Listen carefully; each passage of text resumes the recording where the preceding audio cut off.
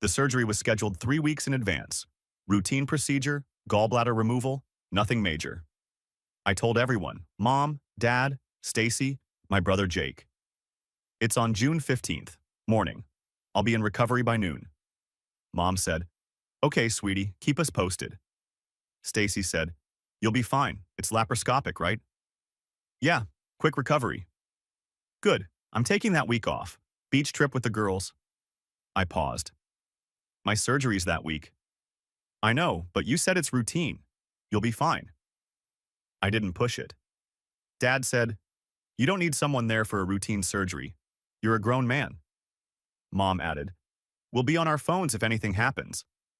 Jake texted, Good luck, bro. I've got a meeting at 9, but I'll check in later. And that was that. June 15th arrived. 7 a.m. I drove myself to the hospital. Nobody offered to come with me. I checked in at the front desk. The nurse smiled. Is someone waiting for you in the family area? No, just me. She nodded, but something shifted in her eyes. Sympathy, maybe. Or pity. I changed into the gown, got the IV line started. A different nurse came by to go over the procedure.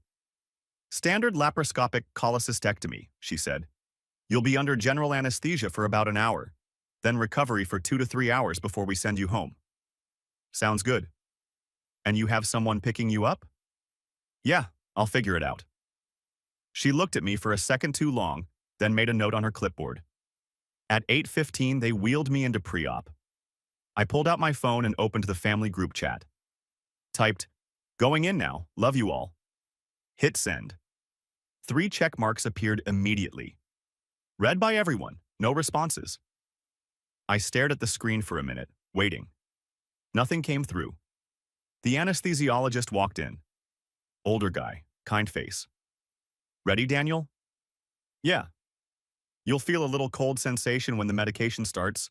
Then you'll wake up and it'll all be over. Okay. He adjusted something on the IV. See you on the other side. Everything went black. I woke up to chaos. Not the quiet, groggy recovery I'd been expecting, but noise, movement, urgent voices. My chest felt wrong, like someone had parked a truck on it. I tried to breathe, couldn't get air in. Gasped, tried again. Something's wrong, I said, but my voice came out as a whisper. A nurse leaned over me. Young woman, blonde ponytail. Daniel, can you hear me? Can't breathe. Her face changed. She pressed a button on the wall. I need a doctor in here, now. More nurses rushed in. Someone put an oxygen mask on my face. Didn't help. The pressure in my chest was crushing. A doctor appeared. Gray hair, scrubs still clean. He listened to my chest with a stethoscope, moving it from one side to the other. Decreased breath sounds on the left, he said. Get me a portable X-ray, stat. I tried to sit up. Couldn't. The pain was blinding. What's happening? I managed to ask. Stay calm, Daniel. We're checking something. They wheeled an X-ray machine to my bedside, positioned the plate behind me, took images. The doctor studied them on a tablet. His jaw tightened. He came back to my side. Daniel, you have a pneumothorax. Your left lung has collapsed. The words didn't make sense. What? It's a rare complication from the anesthesia. The ventilation pressure during surgery can sometimes cause this, but we need to act fast. What do you need to do? Insert a chest tube. It's going to be uncomfortable, but it'll re-expand your lung and let you breathe properly. Uncomfortable. That was an interesting choice of words. Do you have family here? He asked. No, they couldn't come. The doctor's expression softened. Just slightly. Okay, we'll take good care of you. While they prepped the equipment, I grabbed my phone from the bedside table. My hands were shaking. Called Mom, rang, voicemail. Mom, something's wrong. They're saying my lung collapsed. I'm scared. Please call me back. My voice cracked on that last part. Called Dad. Rang, voicemail. Dad, it's me. I'm in recovery. Something went wrong with the surgery. Please, I need you to call me. Called Stacy. Rang, Voicemail. Stacy, please pick up. I'm at the hospital. There's a complication. I'm really scared. Please. Called Jake. Rang, voicemail. I kept calling, over and over. Mom. Called again, and again, and again. The nurse who'd been kind earlier touched my arm. Honey, you need to put the phone down. We're about to start the procedure. I looked at my call log. Mom. 14 calls. No answer. Dad. 9 calls. No answer. Stacy. 6 calls. No answer. Jake. 3 calls. No answer. Total. 32 unanswered calls. I set the phone face down on the table. The screen kept lighting up with each failed attempt. I'm sorry, the kind nurse said quietly. I'm sure they'll call back soon. I didn't believe her, but I appreciated the lie.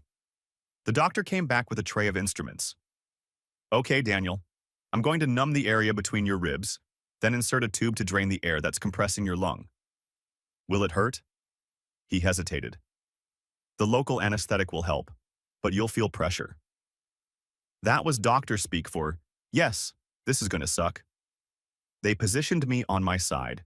I could see the tray of instruments, scalpel, tube, something that looked medieval. Deep breath, the doctor said. I tried, couldn't. As deep as you can manage. The needle went in. Local anesthetic burning under my skin. Then deeper, between the ribs. Okay, making the incision now. I felt the cut. Sharp, then burning. Then came the tube. I've never felt pain like that. Not sharp like a cut. Not dull like a bruise. Something else entirely. Pressure and wrongness and violation all at once. The tube pushed between my ribs. I could feel it sliding into my chest cavity.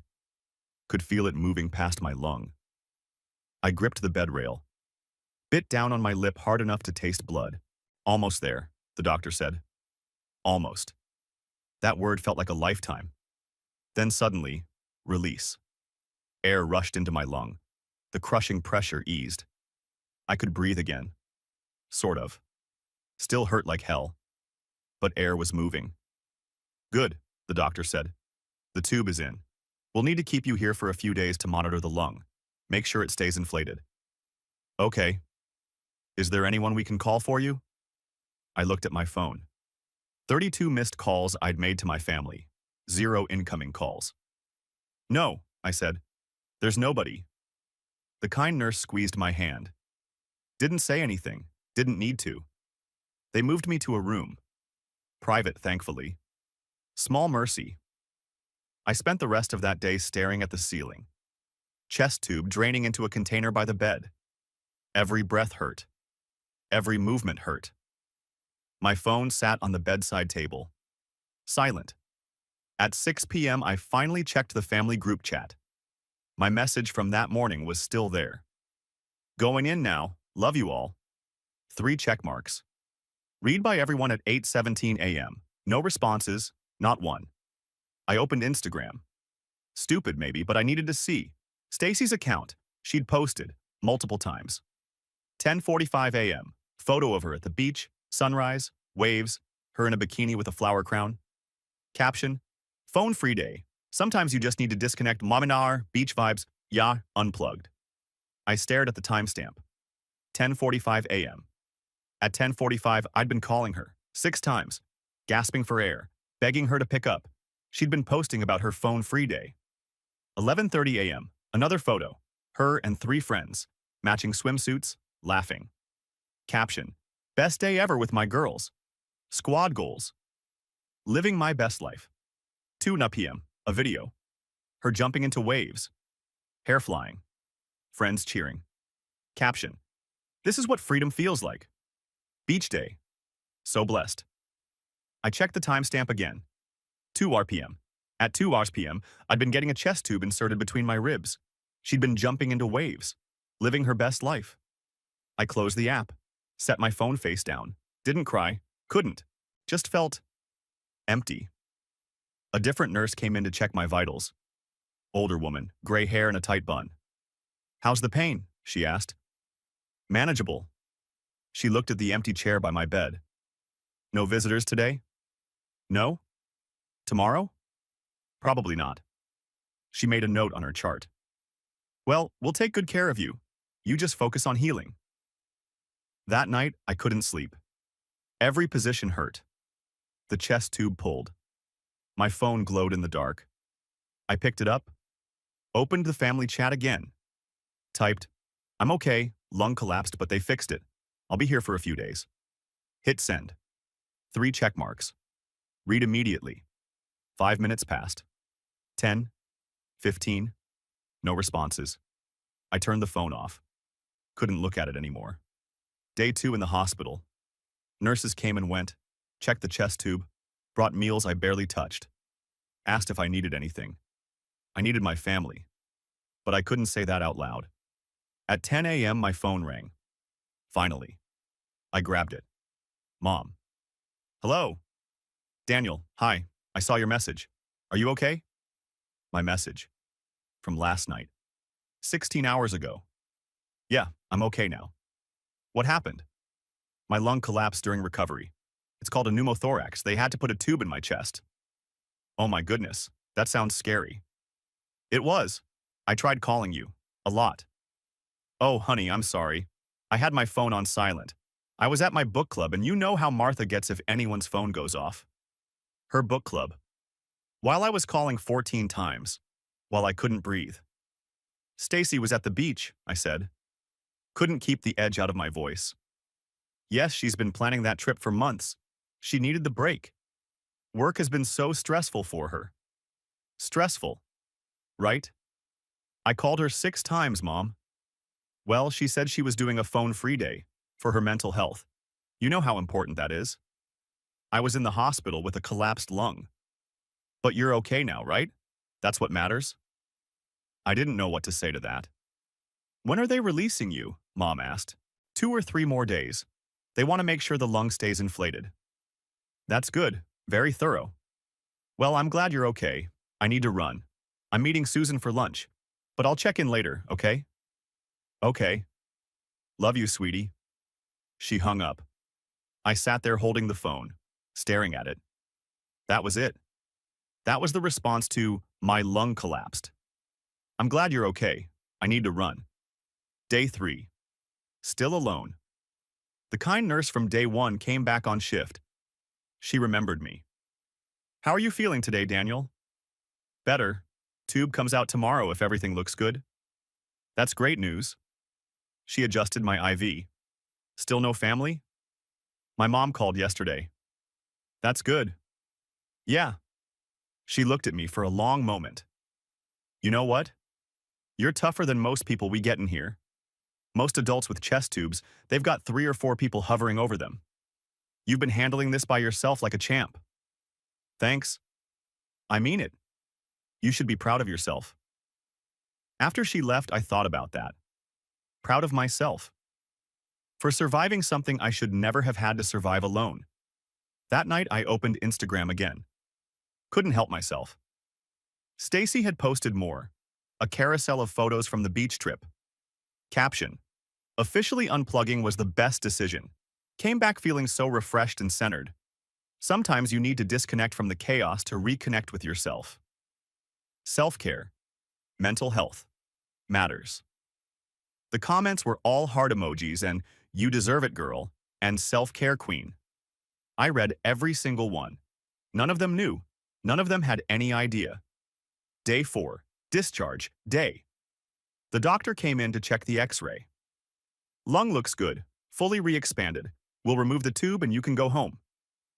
Removing the tube was somehow worse than putting it in. The pull. The suction. The feeling of something being ripped out of your chest cavity. But then it was out. And I could breathe. Really breathe. You'll be sore for a week or 2, the doctor said. No heavy lifting. Take it easy. Follow up with your primary care in 7 days. Got it? And Daniel? Yeah? You did really well. This is one of the scarier complications. Most people don't handle it as calmly as you did. Thanks. What he didn't say, most people aren't alone. The discharge nurse gave me my paperwork. Is someone picking you up? No, I'll call an Uber, she frowned. You really shouldn't be alone tonight. The anesthesia can still affect you, and with the chest tube just removed, I'll be fine. She didn't look convinced, but she couldn't force me to have family. I called an Uber, went home, climbed into bed, slept for 14 hours straight. When I woke up, I had 7 texts. 1 from Mom. Glad you're home safe? Rest up. 3 from Stacy. Heard you're out. Feeling better? Mom said it was pretty serious. Let me know if you need anything. 1 from Dad. Home safe? Good. Take it easy. 2 from Jake. You good, bro? Hit me up when you're feeling better. I didn't respond to any of them. 2 weeks passed. I went back to work. Told my coworkers I'd had a complication. They brought me coffee and asked if I needed help with anything. My family group chat was silent. Nobody asked how I was healing. Then, on a Tuesday morning, I got a notification. St. Mary's Hospital had tagged me in a Facebook post. I opened it. Miracle Monday, meet Daniel. There was a photo of me, smiling. One of the nurses must have taken it during recovery. The post read, 2 weeks ago, Daniel came in for routine gallbladder surgery. During recovery, he experienced a spontaneous pneumothorax, a collapsed lung. It's a rare and serious complication that requires immediate intervention. But Daniel remained calm, helped our staff, stayed strong, even though he faced it completely alone. Today, Daniel is fully recovered and back to his life. We're so proud to share this story of resilience and courage. Thank you for inspiring our team, Daniel. The post already had 400 likes, 50 comments, 20 shares. I read through the comments. What an inspiration! So brave. I can't imagine going through that alone. Wow, face that with no family there? That takes serious strength. I kept scrolling. Then I saw it. A comment from someone named Jennifer K. Wait, isn't this Stacey Morrison's brother? I follow her on Instagram. Pretty sure she was posting beach pics that same day. My stomach dropped. Another comment appeared below it. OMG, you're right. I just checked. June 15th. She was posting all day. Phone-free day and everything, while her brother was in the hospital. Another. Wow. That's really messed up. More comments started flooding in. People were finding Stacy's Instagram, checking dates, comparing timestamps, putting it all together. The post kept getting shared, 100 shares, 200, 500. By the end of the day, it had 3,000 likes and 600 shares. By the next morning, a local news site had picked it up. Local hospital shares inspiring patient recovery story. They'd interviewed the doctor, the nurses, and they'd reached out to me. I agreed to a brief phone interview, kept it simple. Were you scared? The reporter asked. Yeah, really scared. Did you have support? I paused. Thought about lying, making it sound better. I had the hospital staff. They were incredible. But no family? No, they were busy. The article went live that afternoon. By evening, it had 50,000 views. By morning, 200,000. And people were connecting the dots. Someone had taken screenshots, side by side. My hospital photo. Timestamp. June 15th, 10:30 a.m. Stacy's beach photo. Phone-free day. Timestamp.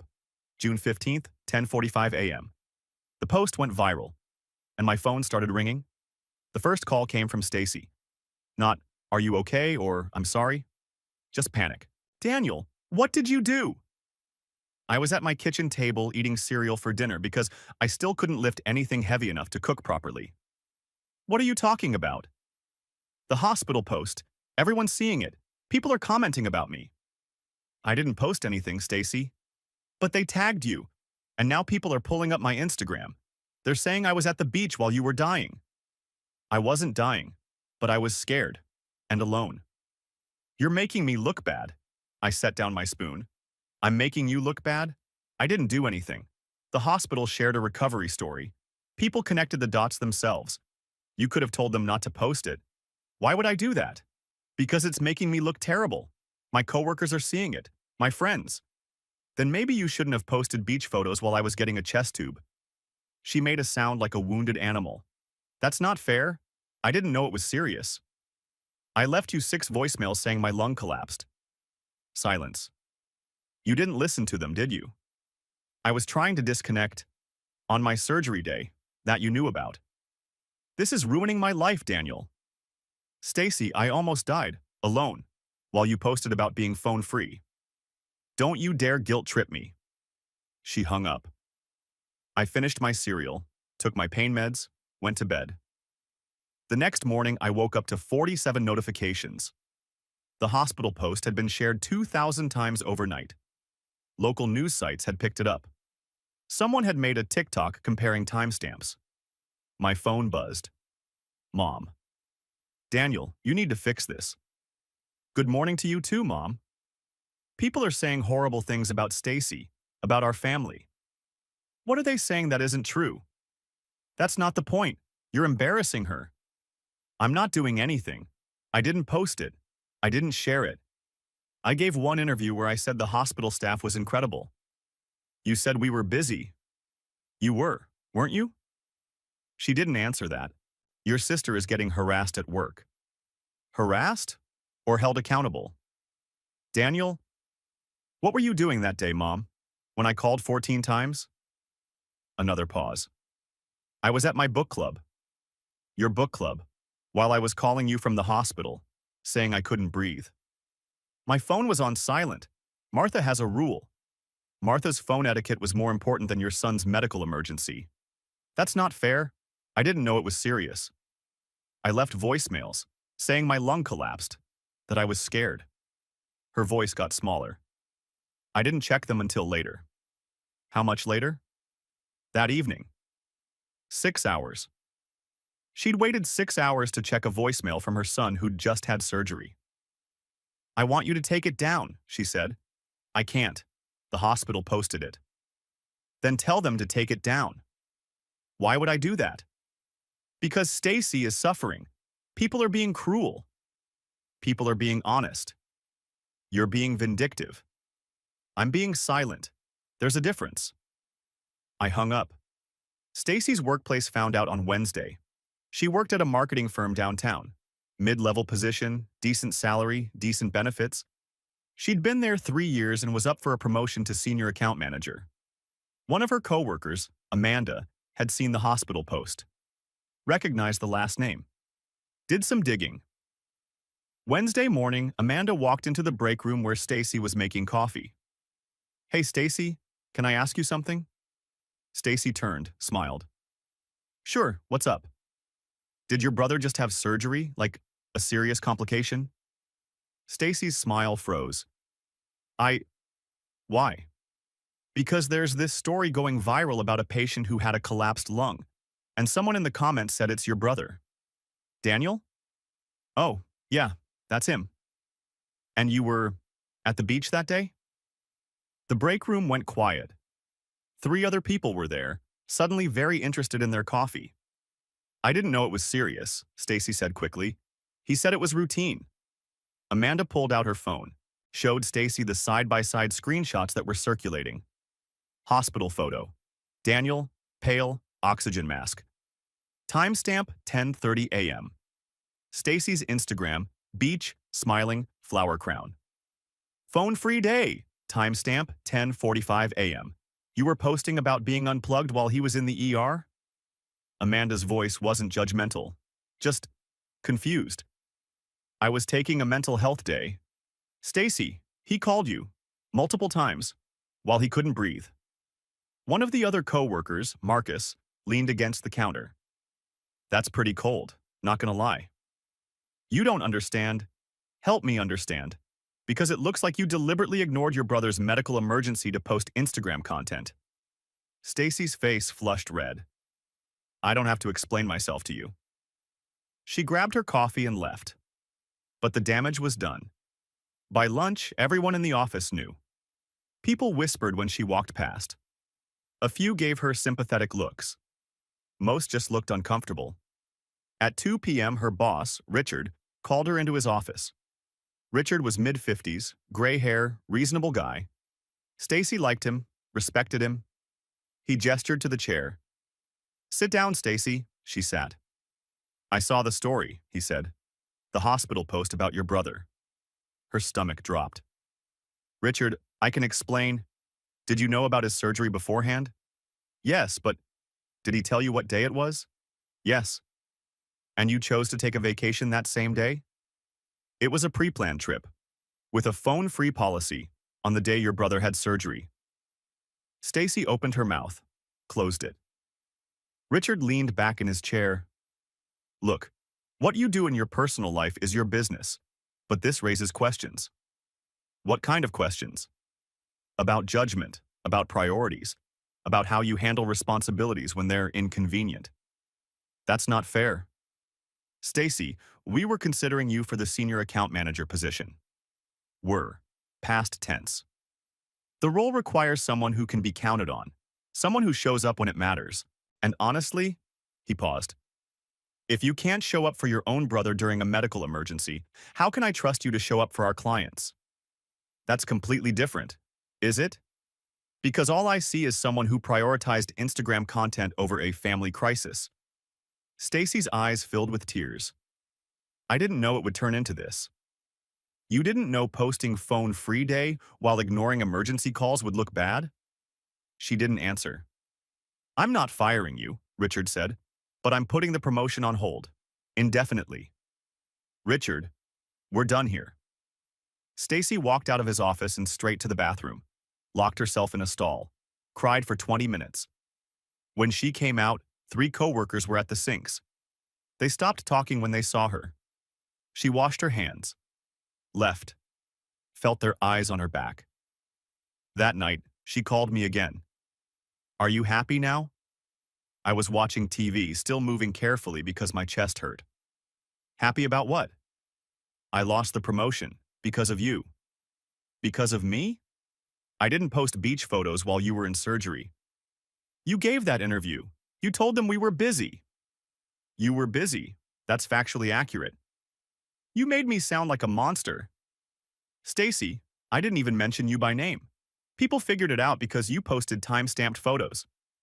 I'm being punished for taking a vacation. You're being held accountable for ignoring emergency calls from your brother. There's a difference. This is so unfair. You know what's unfair? Calling someone 32 times while you can't breathe and having every single call go to voicemail. She went quiet. You know what's unfair? I continued. Being alone in a hospital room for 3 days while your sister posts about self-care and mental health. I didn't know. You didn't check. That's worse. I hate you. No, you don't. You're just mad that people know the truth. She hung up. Dad called 30 minutes later. Daniel, this needs to stop. What needs to stop? This vendetta against your sister. I don't have a vendetta. I'm literally sitting on my couch eating soup. You're letting people attack her online. I'm not letting anything happen. I didn't post anything. I didn't share anything. People saw a hospital post and connected dots. You could defend her. Why would I do that? Because she's your sister. Dad, where were you on June 15th? Silence. When I called you 9 times. Where were you? I had some errands. What errands? Daniel, what errands were more important than answering calls from your son who just had surgery? I didn't think it was urgent. I left voicemail saying my lung collapsed. I was at Home Depot. My phone was in the car. I laughed. Not because it was funny, because it was pathetic. You were at Home Depot for 6 hours. I also went to lunch and stopped at Jerry's to look at his new truck. While I was alone in the hospital with a tube in my chest. Daniel, I'm sorry, okay? I'm sorry. But you're making this into something bigger than it needs to be.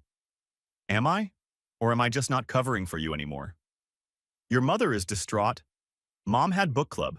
You had Home Depot. Stacy had the beach. Jake had a meeting. Everyone had something more important than me. That's not true. Then why didn't anyone answer? He didn't have an answer for that. I'm not taking anything down, I said. I'm not defending anyone. I'm not making excuses. The truth is out there. If you don't like how it looks, maybe think about why. I hung up. Jake texted later that night. Bro, family's losing it. You good? I typed back. I'm fine. How are you? Feeling like shit, to be honest. I should have been there. That surprised me. You had a meeting, I wrote. Meetings can be rescheduled. I messed up. I stared at that message for a long time. Yeah, I finally typed. You did. I'm sorry, man. For real. That was wrong. Thanks. You need anything? No, I'm good. Cool. I'm here if you change your mind. At least one of them got it. The story kept spreading. By Friday, it had hit 500,000 views. News outlets were calling it a cautionary tale about phone addiction and the cost of performative self-care. Someone made a TikTok that went mega viral. Split screen of Stacy's beach video next to a recreation of me calling repeatedly. The audio was just a phone ringing, over and over. No answer. It had 3 million views. Stacy made her Instagram private. Too late. Screenshots lived forever. On Sunday, Mom called one last time. Daniel, please. Stacy's falling apart.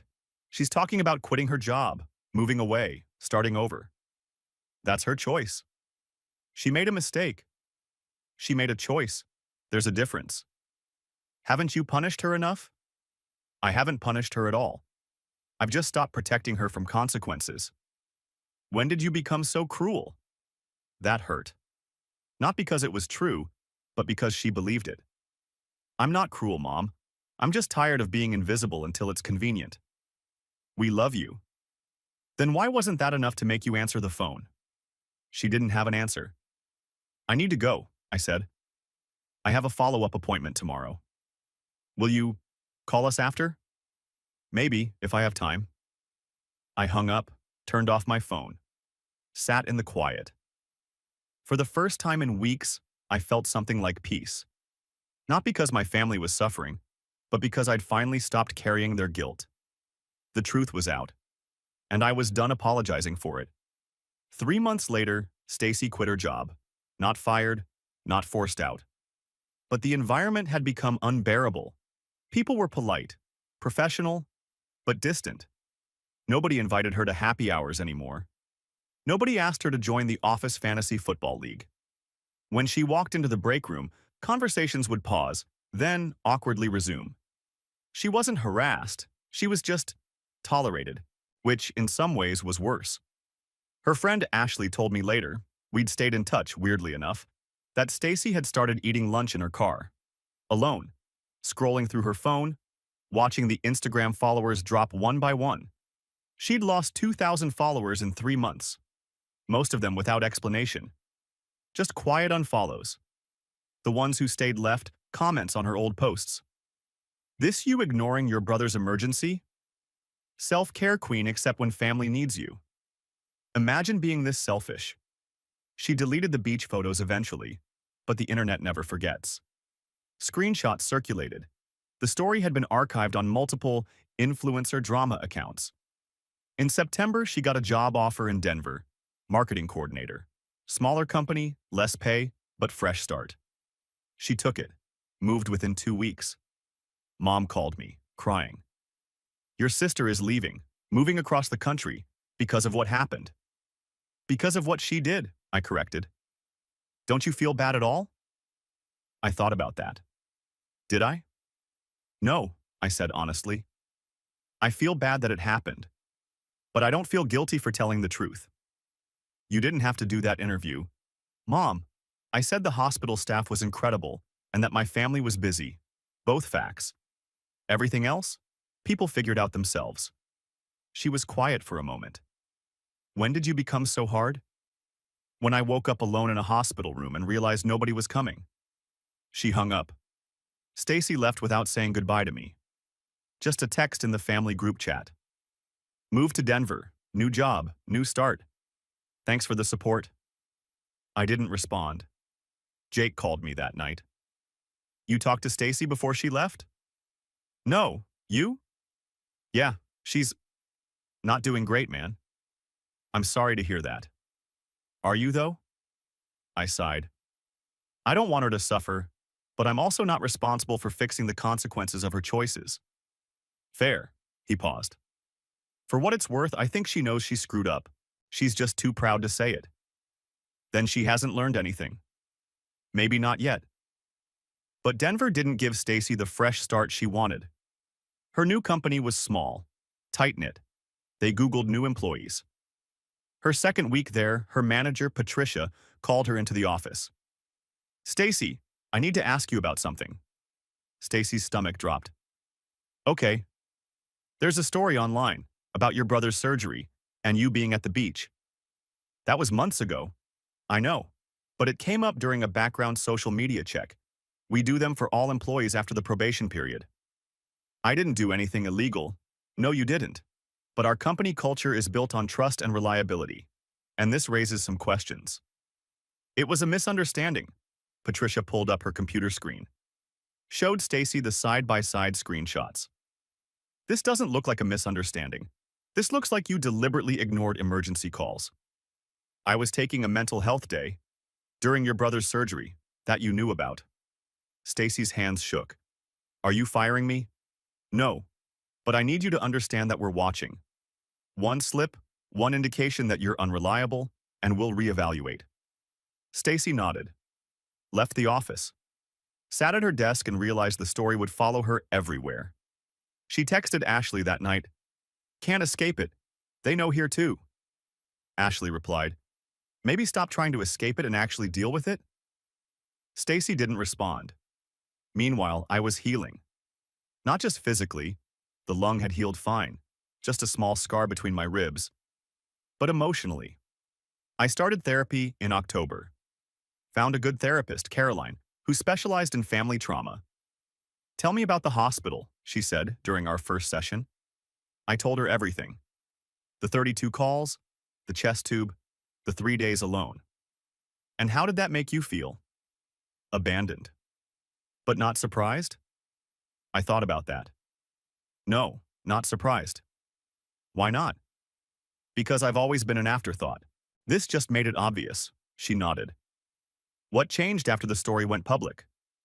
"I stopped pretending, stopped making excuses for them, stopped being available."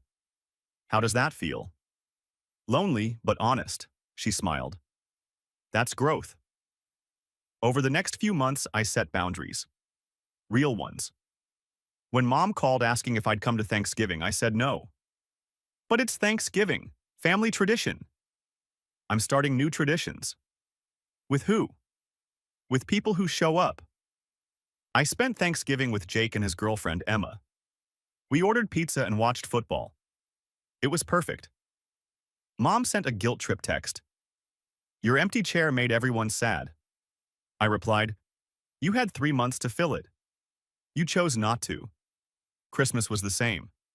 I stayed home, watched movies, felt peaceful. Mom called on Christmas Eve. "Daniel, please, can't we move past this?" "Move past what exactly?" "This grudge you're holding."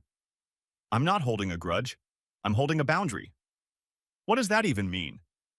"It means I'm not available to people who weren't available to me when I needed them most." "So you're cutting us off forever?" "I'm creating space until I see real change." "What kind of change?" "Acknowledgement, apology, understanding that what happened was wrong." "We've said we're sorry." "No, you've said you're sorry I'm upset. That's different." She went quiet. "When you're ready to actually take responsibility, call me," I said. "Until then, I need distance." I hung up. In February, almost a year after the surgery, I got an unexpected message. From Stacy. Not a text, an actual email. 3 paragraphs long. "Daniel, I've been in therapy. My therapist suggested I write this, not because you owe me forgiveness, but because I owe you honesty. What I did was wrong. Not just wrong, cruel. You were scared and alone, and I was posting about self-care like my beach day was more important than your life. It wasn't. Nothing was more important than being there for you. I didn't answer because I'd convinced myself that phone-free was healthy, that disconnecting was brave. But really, I was just prioritizing my image over your safety. And when it all came out, I was more worried about my reputation than your recovery. I lost my promotion. I moved cities. I'm still dealing with the consequences. And I'm not writing this to make you feel bad for me. I'm writing because you deserved better. You deserved a sister who showed up. I wasn't that person. I don't know if you'll ever forgive me. I don't know if I deserve it, but I'm sorry. Really, truly sorry. Stacy. I read it 3 times. Showed it to Caroline at my next session. How does it make you feel? She asked. Suspicious. Why? Because it's convenient. She tried running from it, couldn't, so now she's apologizing. Does that make the apology less valid? I thought about that. Maybe not, but it makes me less willing to accept it immediately. What would you need to believe it's genuine? Time, consistency, action, not just words? Caroline nodded. That's fair. I didn't respond to Stacy's email. Not yet. Instead, I forwarded it to Jake. What do you think? He called me. I think she's been miserable. Emma saw her LinkedIn. She's on her 3rd job in Denver in less than a year. That's not my problem. I know, but she's trying, Danny, in her own screwed up way. Trying to feel better, not trying to make things right. Maybe both? I didn't answer. In March, Dad reached out, asked to meet for coffee. I almost said no. But something made me agree. We met at a neutral place, coffee shop halfway between us. He looked older, grayer, tired. Thanks for meeting me, he said. Don't thank me yet. He smiled weakly. Fair. We sat, ordered. The silence was heavy. I was at Home Depot, he said finally. That day, I really was. I know, but that's not why I didn't answer. I looked at him. I saw your calls. I saw your voicemails. And I thought, it's probably nothing. He's being dramatic. Surgery makes people anxious. So you ignored me. I ignored you, he admitted, because I didn't want to deal with it.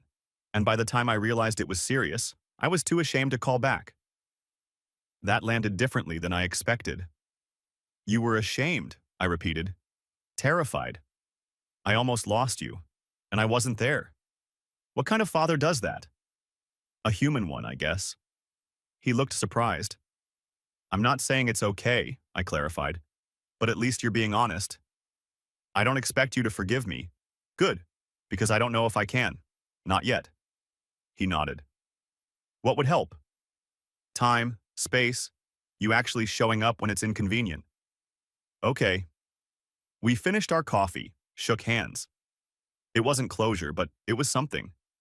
In April, I got a call from an unknown number. Daniel, this is Patricia Chen. I'm Stacy's manager in Denver. My stomach dropped. Is she okay? She's fine.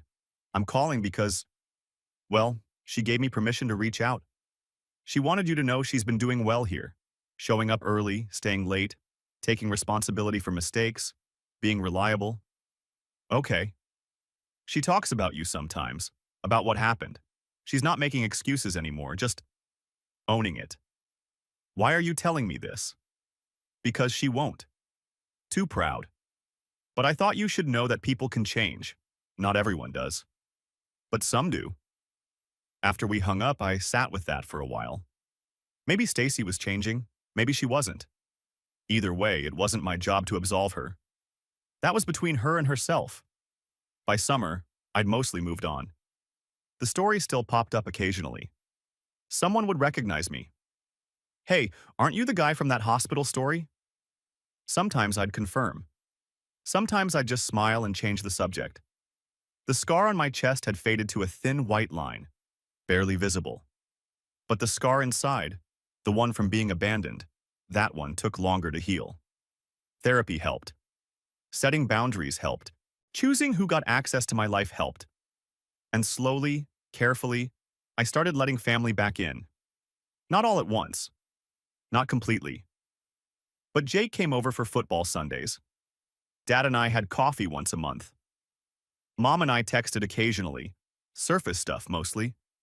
Stacy and I hadn't spoken, but I kept her email, printed it out, put it in a folder labeled Maybe Someday, because maybe someday I'd be ready, or maybe I wouldn't. And that was okay too. The important thing was that I'd survived. Not just the surgery, not just the collapsed lung, but the loneliness that came after. And I'd learned that being alone wasn't the same as being abandoned. Sometimes, being alone was a choice, a healthy one. And for the first time in my life, I was okay with that. 2 years later, Jake got engaged. The wedding was in Colorado, mountain venue, October colors. I flew in knowing Stacy would be there. Separate tables, intentional distance. She looked different at the rehearsal dinner. Hair shorter, less makeup, no Instagram performance. We nodded across the room. Didn't talk. Saturday morning, she found me in the hotel lobby. Can we talk? Just a minute. We went outside. Cold air, empty patio. I'm not expecting anything, she said, but I wanted to say, in person, that I'm sorry. I looked at her. 2 years of therapy between us. 2 years of growth. I believe you're sorry, I said. But I don't need your apology to move on. I already did. She nodded. I'm still in Denver, same company for 18 months. Got promoted. Also got a dog. Deleted most of Instagram. That's good. I think about that day a lot. The beach, how selfish it was. You were performing for yourself. The strangers were just the audience. She smiled sadly. Therapy made you insightful. Therapy made me honest. We stood there for a moment. Not enemies, not friends. Just two people who'd survived something different. I don't expect us to be close, she said, but maybe someday we can be in the same room without it hurting. We're in the same room right now. And? It doesn't hurt. It's just different. Different I can work with. The wedding was beautiful. I danced with Emma's grandmother, talked to Jake's friends, avoided the bar, saw Stacy across the room laughing with Emma's sister. Not performing. Just existing. Dad found me during the reception. I'm proud of you, for setting boundaries, for making us work to be in your life. I did it to protect myself. I know. That's exactly what you should have done. He paused. Your mother wants to have you over for dinner, whenever you're ready. I'll think about it. He nodded, walked away. Later, I stepped outside for air, touched the scar on my chest. Barely felt it anymore. Just a thin line. Jake joined me. You okay? Yeah, good, actually. You and Stacy in the same room. Progress. Baby steps. You think we'll ever be normal? I don't know what normal means, but maybe we'll be honest. I flew home the next day, back to my apartment, my job, my routine. But something had shifted. I wasn't waiting anymore. Not for apologies or reconciliation or closure from anyone but myself. 3 months later, I had dinner with Mom and Dad. Small restaurant, neutral territory. We're selling the house, Dad said. Going to therapy together. Should have done it years ago. Will you come to Thanksgiving? Mom asked. Just us, small. I thought about boundaries, about carefully letting them back in. Yeah, on one condition. If I need space again, you respect it. No guilt trips. They nodded. We can do that. And they did. Not perfectly. But they tried. That was enough. The scar on my chest is barely visible now. Sometimes I forget it's there. But every now and then, I touch it. Remember the fear. The 32 unanswered calls. The 3 days alone. And I remember that I survived. Not just the lung collapse, but the silence that followed. I learned that being alone isn't the same as being abandoned. Sometimes it's a choice. That forgiveness doesn't mean forgetting. It means releasing the anger so it doesn't poison you. That family is the people who show up. Blood doesn't guarantee that. And that sometimes the person who saves you is you. I'm not bitter, just boundaried. Not broken, just rebuilt. Not waiting to be saved. Because I already saved myself. And that's the real miracle.